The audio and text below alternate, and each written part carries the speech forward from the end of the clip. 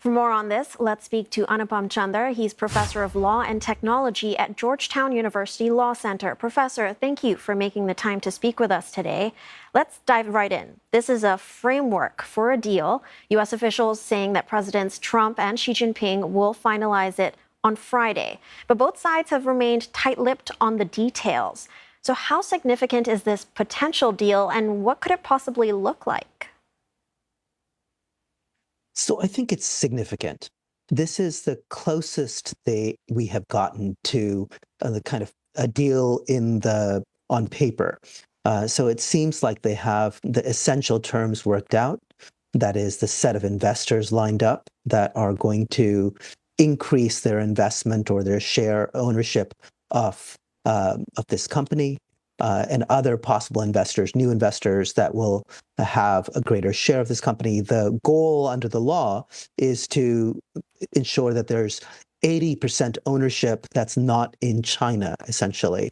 So that largely means 80% ownership, mostly by Americans, I think, as it's being constructed. And so we have a kind of framework that there will be a spin-off of the U.S. entity, the U.S. TikTok. ByteDance will continue to own 20% or almost 20% of the company.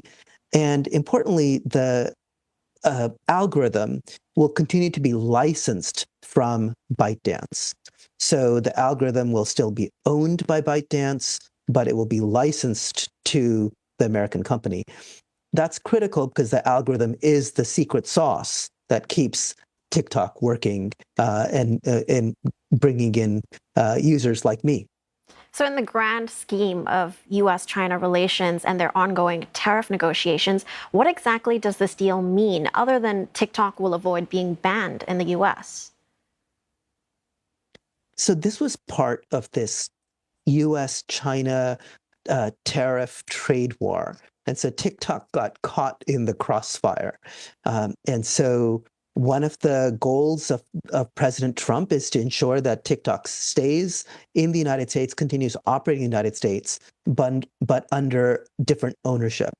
And the Chinese government has been willing to engage in that conversation, possibly allow it to be sold to an American company in exchange for other things. Now, it's not clear what the Chinese government is getting in return. It may just be that they're getting future talks, more trade talks as the price of agreeing to sell this prize asset to the United States. A lot of unknowns there, as you've mentioned, but help us understand exactly why has TikTok gotten, caught in the crosshairs? Why has it become such a contentious issue for the U.S.? So originally, it became a contentious issue in 2020 when then President Donald Trump declared that it was a national security threat and should be banned from the country. 5 years later, it continues in this country. It's still more popular than ever.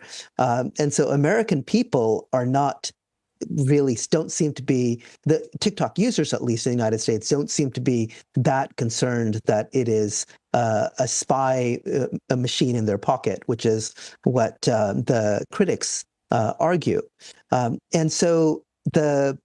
many people in the United States, especially those who are kind of hawkish on China, say that it's not acceptable to have an app that's ultimately controlled by China with such pervasive presence in the United States. So then TikTok is used by roughly half of Americans. Sorry to interrupt you there. So then how exactly does this change in ownership address those concerns?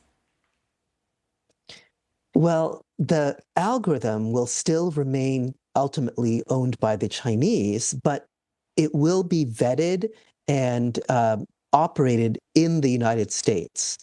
And the data will be largely held in the United States.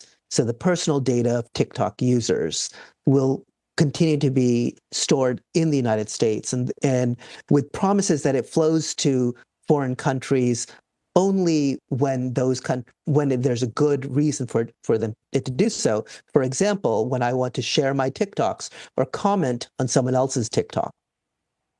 So then minimal impact, would you say, for TikTok users in the US?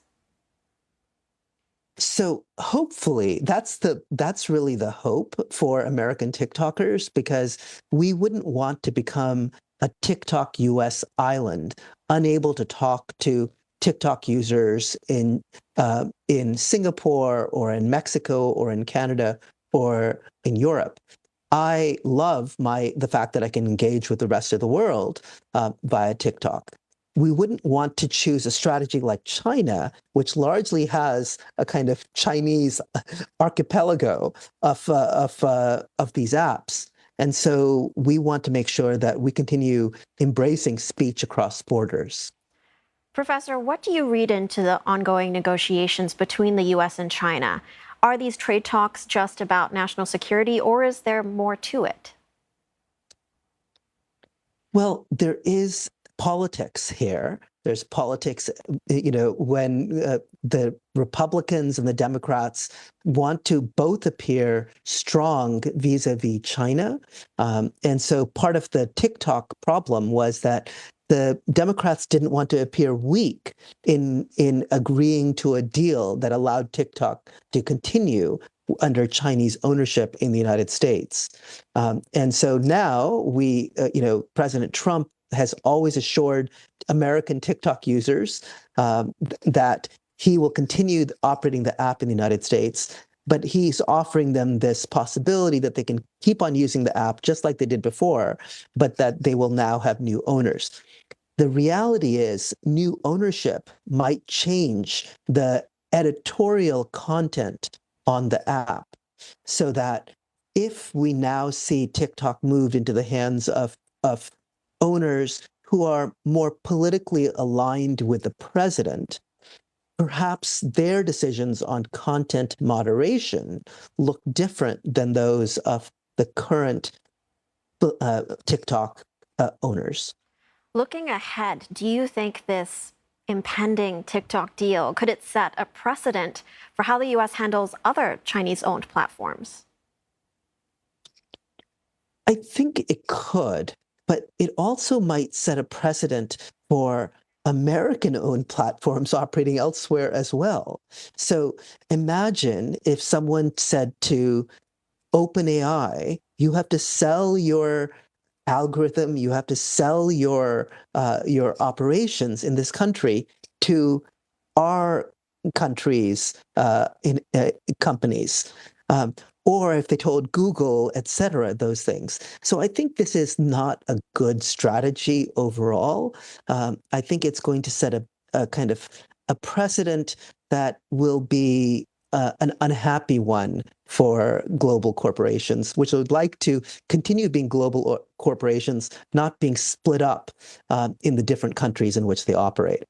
Thank you, Professor Chander, for sharing your insights with us. We were speaking to Anupam Chander, Professor of Law and Technology at Georgetown University Law Center.